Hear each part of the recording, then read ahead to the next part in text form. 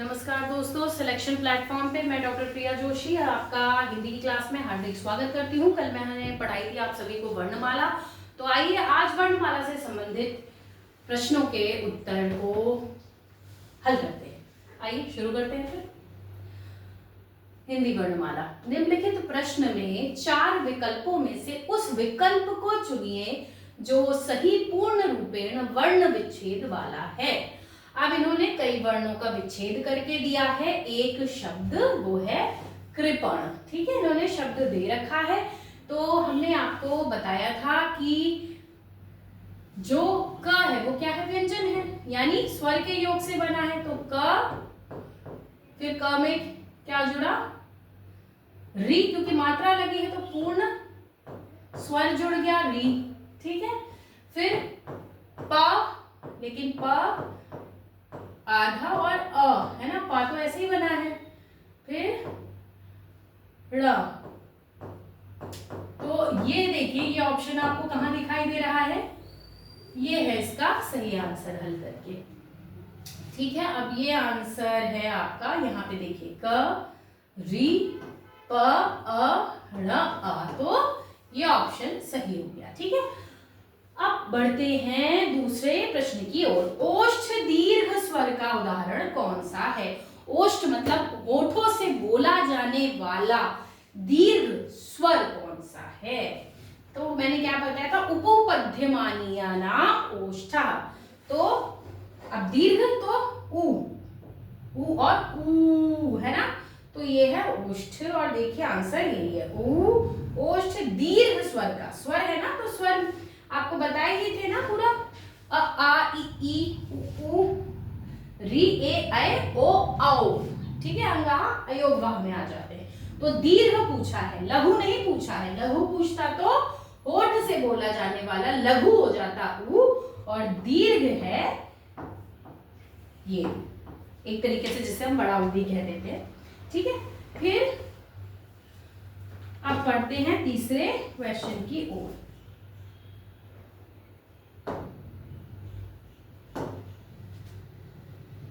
तीसरा क्वेश्चन है आपका,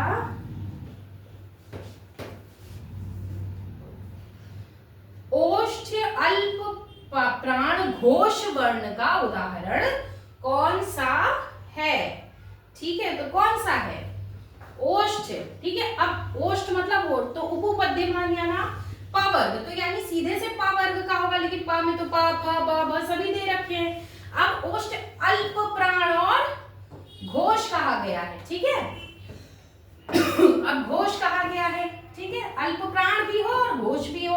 तो हमने आपको पहले ही जो कक्षा ली थी आपको, उसमें हमने बताया था कि प्रत्येक वर्ग का, वर्ग कौन से है, कचटतप है ना, कचटतप भी बोलते हैं, कुचुटुतुपु भी बोलते हैं। तो प्रत्येक वर्ग का यानी जो 25 वर्ण हैं, उनका पहला, तीसरा और पांचवा वर्ण अल्प प्राण होता है, यानी हम उन्हें बड़े हल्के से बोलते हैं। और दूसरा और चौथा वर्ण क्या होता है, महाप्राण होता है, यानी उनको बोलने में हमें ज्यादा ऊर्जा और ज्यादा ताकत लगानी पड़ती है, तो वो महाप्राण होते हैं। तो क्या पूछा है, अल्प प्राण। ठीक है, तो अल्प प्राण कौन से होते हैं, प्रत्येक वर्ग का पहला, तीसरा और पांचवा। तो पहले तो हम अल्प प्राण के तौर पे पकड़ लें, पहला, तीसरा और पांचवा। अब इसमें प वर्ग में क्या आता है, पा, फा, ब, भ, म। ठीक है, पापा, बाबा, माँ। अब यहाँ क्या क्या है, पा है, तो पहला, तीसरा, पहला, ठीक है, तीसरा और पांचवा। ठीक है, तो माँ तो ऑप्शन में ही नहीं है, ये हो गया रिजेक्ट। बचे हमें ऑप्शन में कौन, पा। तो फिर ये पा क्या होगा, अल्प प्राण है, बताइए। ठीक है, हाँ, ठीक है, पा क्या अल्प प्राण है, लेकिन क्या है, घोष नहीं है ना, क्योंकि पहले और दूसरे वर्ण अघोष होते हैं और बाकी 3 सघोष होते हैं। तो ऐसे में हमें क्या मिल गया, ब, और आंसर आ गया आपका ब। ठीक है, प्रत्येक वर्ग का पहला, तीसरा और पांचवा अल्प प्राण होता है और दूसरा, पांचवा महाप्राण होता है। और सघोष में कौन से होते हैं, पीछे के 3 वर्ण। तो हमें क्या बोला है, घोष वर्ण भी बोला है। अगर अल्प प्राण अघोष बोलता तो पार होता, अब उसने क्या कहा, अल्प प्राण घोष, तो बा हो गया। ठीक है, समझ में आ गया। अब आगे बढ़ते हैं, फिर सेलेक्ट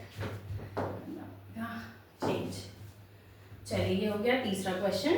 अब पढ़ते हैं, कौन सा तालव्य वर्ण नहीं है। ठीक है, यानी तालु से बोला जाने वाला वर्ण कौन सा नहीं है। तो ऋतु रसाणाम मूर्धा हो गया और इचु यशानाम तालु, यानी ई। देखिए, वो सूत्र बहुत आवश्यक है, इसीलिए मैंने कहा वो सूत्र आ जाएंगे तो सब कर ले जाएंगे और बहुत आसान है। ई चु यशा नाम तालु। अब देखिए क्या कहता है। ठीक है, तालव्य वर्ण नहीं है, तो जब हमें पता है कि कौन सा है तो हम नहीं है तो निकाल ही लेंगे। तो यानी ई और चवर्ग पूरा। अब चवर्ग में क्या हुआ, च छ ज झ और इया। ठीक है, और ये वाला जो तालव्य शा है ये तो मैंने बताया ही। ठीक है, ये क्या है, तालु से बोलने वाले, तो हमें यहाँ क्या मिल रहा है, श मिल रहा है तालु वाला, श मिल रहा है तालु वाला, इया मिल रहा है तालु वाला। और मैंने पहले ही बताया था कि इस तरीके से नहीं निकालते तो हमें दंती सा मिल रहा था यहाँ, जिसका उच्चारण दांत है, तो सीधे भी हम जा सकते थे क्योंकि हमें पता है कि ये दंती सा है। ठीक है, तो तालव्य वर्ण नहीं है, कौन सा नहीं है, सा नहीं है, क्योंकि इस सा का उच्चारण स्थान दंत है और इसे हम बोलते हैं दंती सा। कल ही हमने आपको तीनों प्रकार के सा भी बताए थे, मूर्धन्य किसे कहते हैं, दंती किसे कहते हैं और तालव्य किसे कहते हैं। चलिए अब बढ़ते हैं आगे।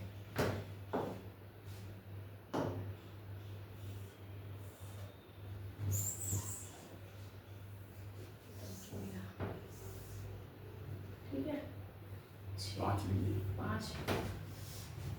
ये सब क्यों नहीं था, आराम से।